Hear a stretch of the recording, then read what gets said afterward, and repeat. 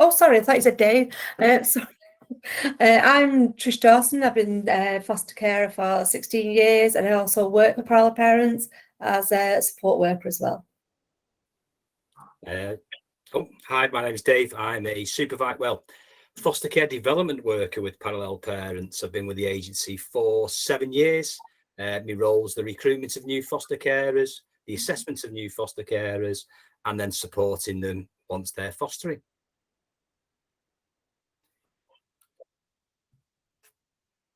Well, it's 24/7, 365 days a year. It can be rewarding, also challenging. I think most of all the positive do outweigh the negatives on my experience, but it's not an easy ride. It's to see that child go from a heightened state and then to get them where they are now. It's rewarding to see how they've developed over the years.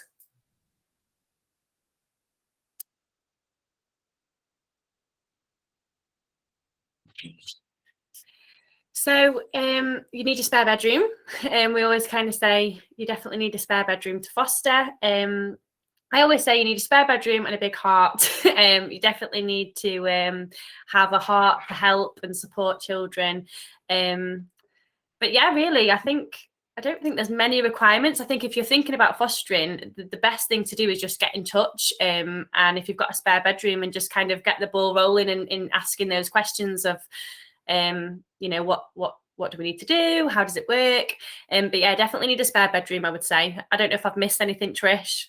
I think a lot of resilience. Yeah. Don't forget resilience. Yeah. But I think once you've got if you're interested in fostering, the spare bedroom is obviously you do need that to do fostering, but the network they have in Parallel Parents is second to none. There's 24/7 support work, support carers, support the carers and the young child. You're never on your own. There's always a phone call away. If your team members can't do it, be there for you. You'll always find another team would come and support you. So you're never on your own. You don't feel alone.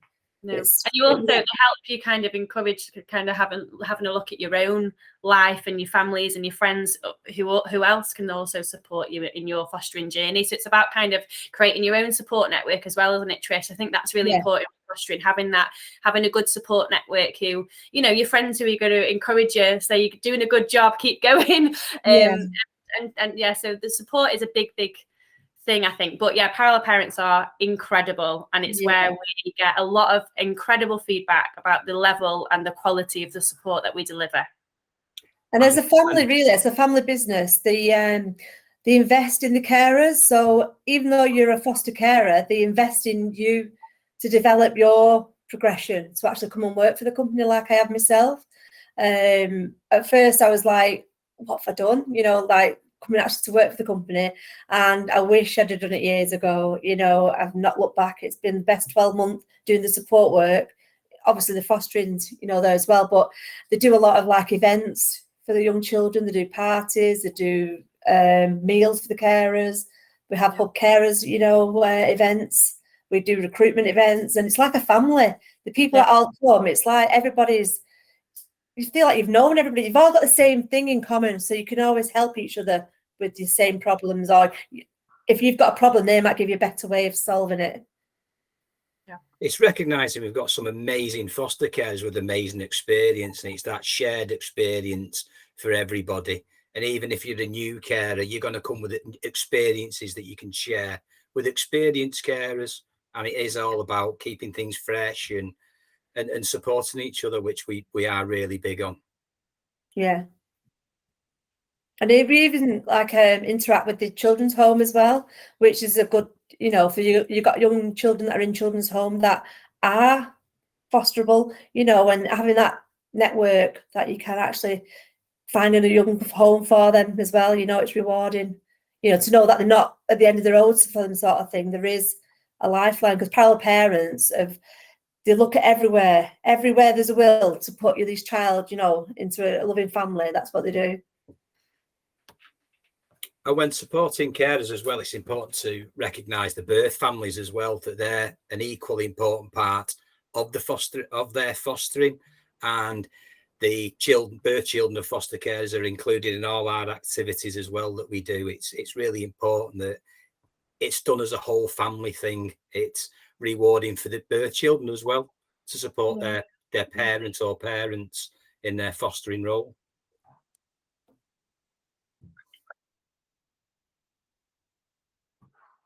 Well, go on, let you go.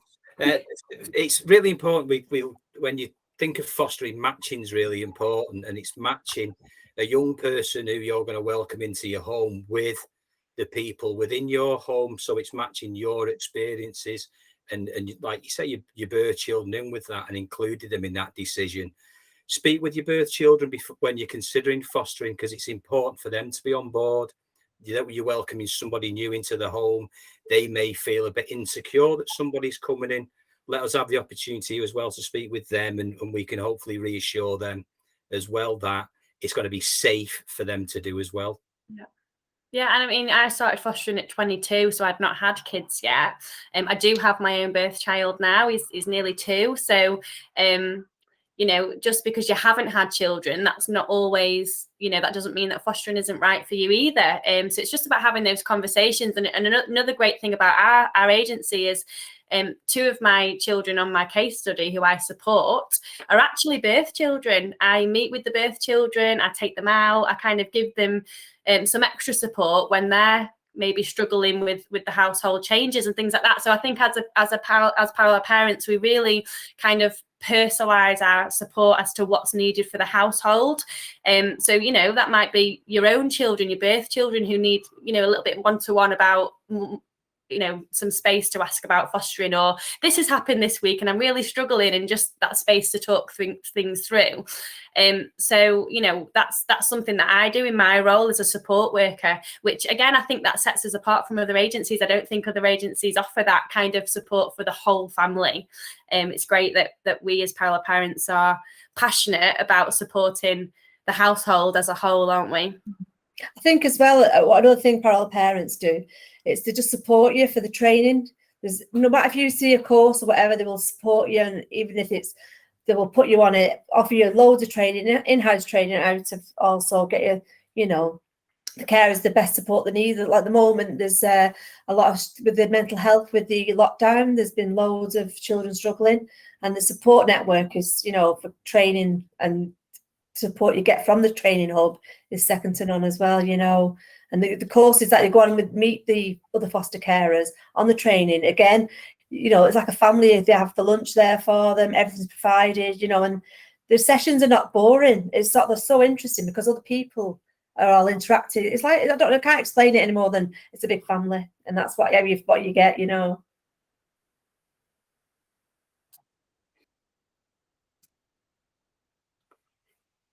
Well, I think it's what Naomi said before. Sorry, Dave, could you go ahead? No, go on. I think like Naomi said before, it's that family. We're not a massive corporate agency. We work closely with carers, like we say, they work closely with the birth families. We work closely with birth children of foster carers as well. We take that into consideration. 24/7 support for the carers as well. We're many times only a phone call away. And I think that's important as well. You don't need to pack your job in. I think going back years ago, it was a state thing that you had to, you know, you think you had to pack your job into the fostering. But I think if you're flexible hours and you can work around the school runs and things like that, I think everything can work in, you know, and I don't think it's necessary to pack your job in. And I think a lot of people think that, you know, your life has to drastically change when you become a foster carer, and actually that's not true. You know, we are always in the need for like respite carers, which is a great kind of way of getting a feel for fostering. And if you become a respite carer, that kind of means, you know, you might have a placement just on the weekend or in school holidays, which you wouldn't have to change your work life to do that. So there are ways in which, you know, we can get round to, you know, I guess like have a feel of fostering, but it's not full time. I think a respite care is a great way to do that. Yeah. I think for driving though, I think it's not, I don't think it's essential if you live close by to the amenities for the child for school, but it is a bonus if you do, because you might have to, when you get a young child first, you might have to travel a bit to the schools and things like that, and appointments and contacts and things like that. So I think I don't think it is 100% necessary, but I think it's, a bonus if you do, Definitely. It's definitely a bonus. Like Trish says, you may have a young person who's slightly out of area, so supporting them to contact and things like that can be important. It just makes it easier. Again, we spoke about matching. It's matching that we can meet the needs of the young people who we have in our homes. And that's another thing. If the match didn't work, because we all see this child comes to you on a piece of paper, and you all know that, but the parallel parents will do the best to make it the right match for your family. But if it doesn't match, and it doesn't mean that you're a rubbish carer or you don't, something you've done is wrong. It's not. It's just that match didn't match. So it's a case of like that person didn't fit in, so it just moves on to another family that it would fit in. So it is all trial and error, but more often than not, they do match it, to meet your family needs.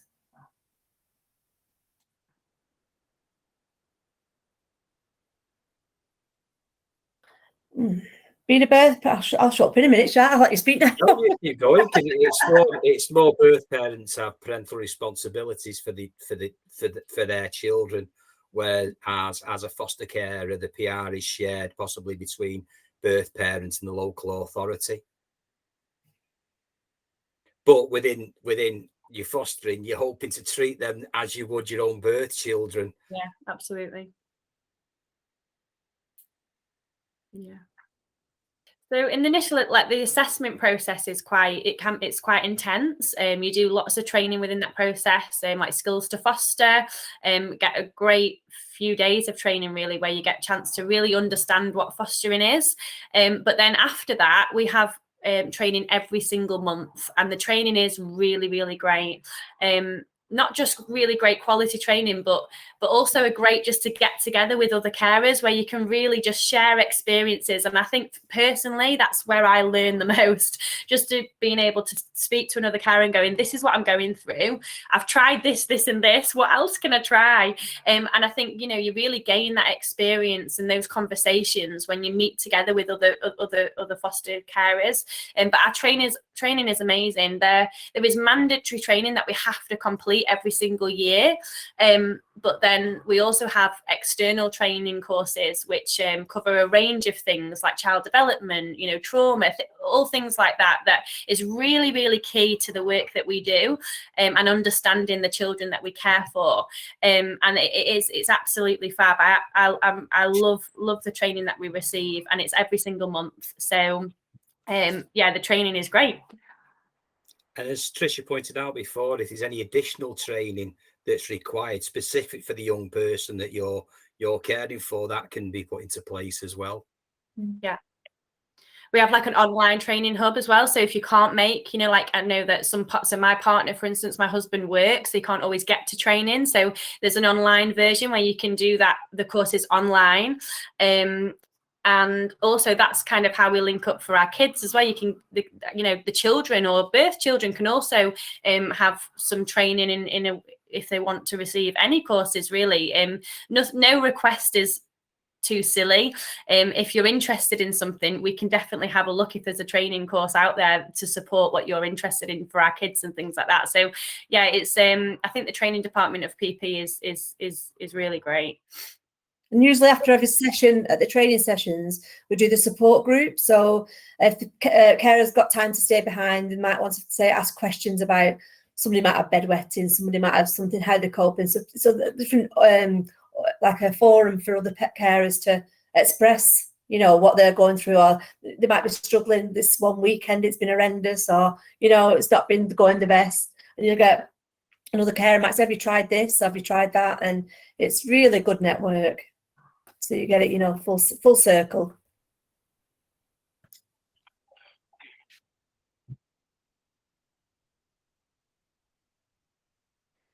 You can have young mother and baby. You can have like somebody on remand. You could have somebody, siblings. So there's a variety, really. And in terms of placements, we have something called a bridging placement, which might be only a couple of days or a couple of weeks, where you're just taking that child on, kind of staying with you for a little while until he moves on, maybe to full long time fostering. So there's long term fostering where that child will stay for you till they're 18 and ready to leave care. There's short term. Short term, it could be anything from a week, could be 3 years, which doesn't seem like short term, but that can sometimes happen, kids being in short term placements for still a long period of time. So it all depends on the child's situation and what is needed from the child. But I guess in terms of foster carers, you can be a respite carer, a short term carer, or a long term carer. Don't know if that answers your question. Yeah. Yeah, so we have like a pay structure in levels. So I think the highest level is level 5. You start at level 1, and I think it's about £375 a week. Is that right, David? Yeah. So that's the starting point, isn't it? The fostering allowance. So that's the starting point of the pay kind of structure.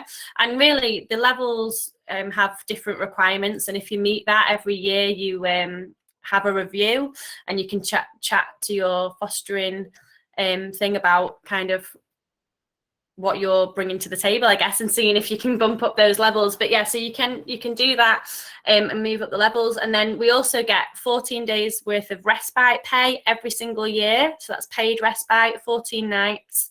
We get allowances to help with things like summer and Christmas. So we get bonus like allowances to help towards those kind of things.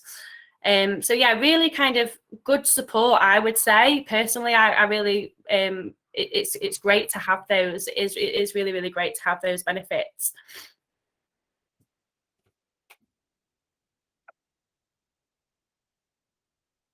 Yeah, because they'll have the support worker, or they'll have their own social worker. So if they need support to go into school, you've always got support from parallel parents, either the local social worker, also the parallel parents social worker, and also a support worker like myself could come in and help out any issues that are going on.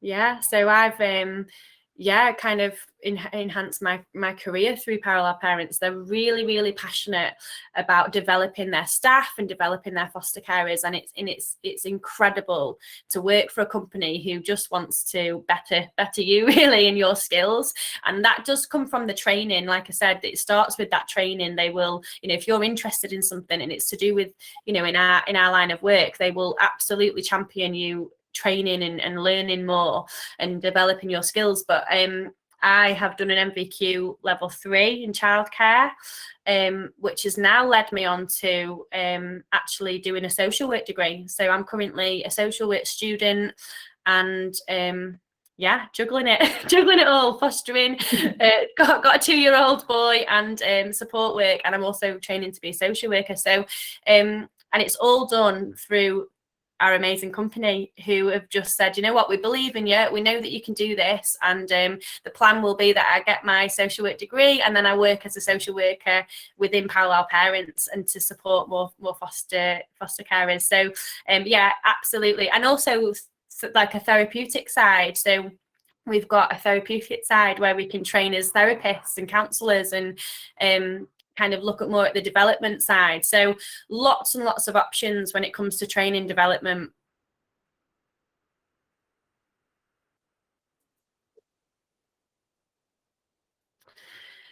Respite as in like as a respite carer, or as the extra respite allowance? So your respite allowance, so you get 14 nights paid respite allowance every single year. And respite is there for when maybe you've got, maybe you need it if you're going on holiday and you the children go and stay with someone else, maybe, or if you're maybe you're having a time where you're struggling and yourself and the child need a break from each other, then we would look at kind of respite care. It's just a way that we can have a little break. So it's basically means that there's 14 nights that is paid. If you don't use your respite, you know, some kids might be really settled, and some foster carers might say, I don't want to use it that year. You then get that paid to you at the end of the year. So it's based on what level you're on. So whatever your kind of nightly rate is, you'd get 14 nights paid. I don't know if anyone. The foster care as well, you need to have like a good social network around you. So you've got like babysitters or family members who will support you when you need that respite. So you might think you might be away for a weekend or something might have cropped up and you need an urgent respite. You've got a family member who then they would get paid for having that child. And there's a process doing that. So it's a process in trying to get your family members kind of approved as a babysitter and things like that. But yeah, that can happen. So that's kind of there as an extra bonus, really, because not every agency offers that, you know, paid respite. Normally in some agencies, if you haven't got that child for the night, then you don't get paid for that for that time that they aren't in your house. So that's kind of an extra that our agency offers. And then respite carers, again, they just come in at the level, and then they can work them way up the levels. So their rate obviously is determined on what level they are on.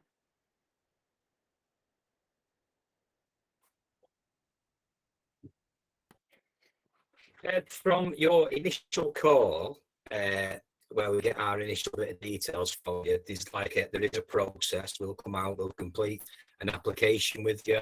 Should that be agreed, that we feel fostering is right for you, and you feel the agency is right for you as well, and start what's called as Naomi mentioned before, the skills to foster and a Form F assessment.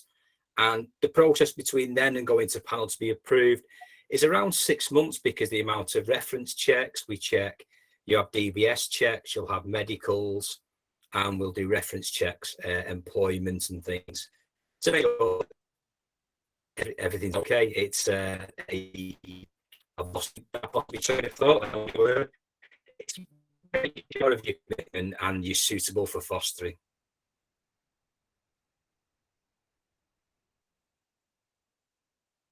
The need is massive. The fostering need, I mean, I can't think of the statistic at the top of my head, but the need in the UK alone is huge. The amount of kids in care to the amount of foster carers, you know, the need for foster carers is just huge. There are, I think I read something the other day where a child comes into care every 3 minutes. So that kind of shows you the need for fostering, and that could be due to a whole range of reasons, you know, down to obviously the obvious neglect or things like that go on in situations, but maybe, you know, health or mental health and things like that. So the reasons why children do come into care is lots and lots of reasons altogether. But yeah, actually, when we actually look at those numbers, the need for foster carers is huge.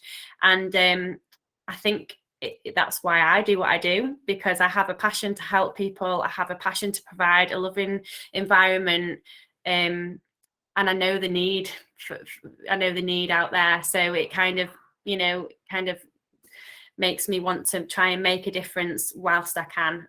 Yeah. You're never too old, any age. If Yeah. you've got spare room and you know you've got a big heart, any age can foster. I think if fostering something you're interested in thinking about doing, pick up the phone, give us a call. We'll call you back. We'll discuss. Any questions? Any question's a good question. We might have heard all the questions. I'm sure we haven't, but please just pick up the phone, give us a call. And if it's something you're interested in, let's start the journey together. Absolutely.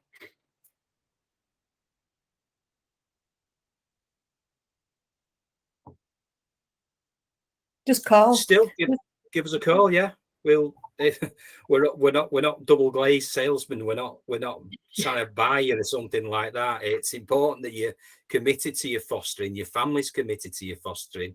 We'll be committed to supporting you. That's never going to be an issue. It's, let's see, make the inquiry. It might be that now is not the right time for you, but you've got that information to take away, to think about it, and maybe revisit in 12 months. It might be, like we've mentioned before, about your birth children. If you've got younger birth children, your commitment to fostering might be not tie in with that.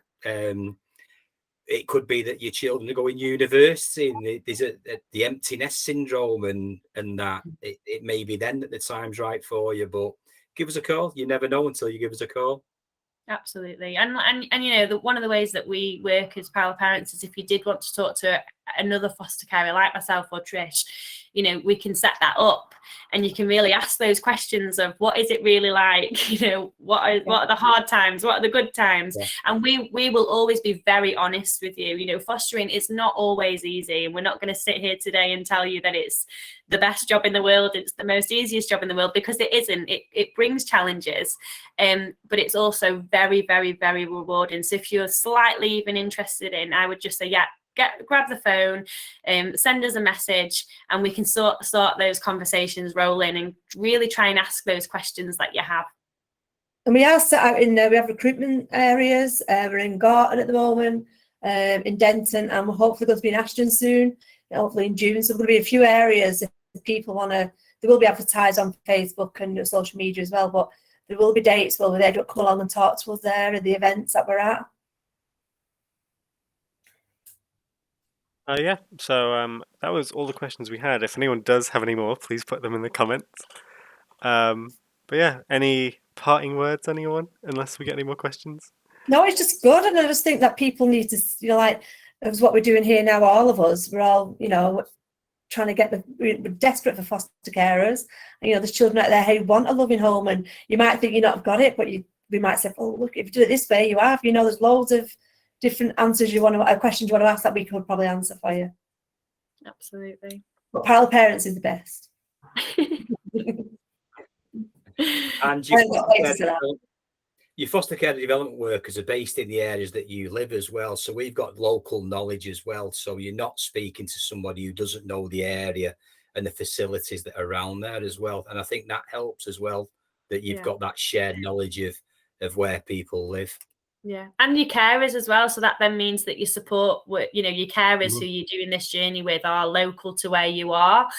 So, you know, meeting up for a coffee is easy, and you kind of you kind of adopt this family of kind of people who are championing you and supporting you in a new career that you obviously take, new journey that you take on. So yeah, absolutely. If you're thinking about it, please just get in touch, and we can't wait to hear from you. We can't wait to chat to you about starting your fostering journey. See ya. Bye, everyone.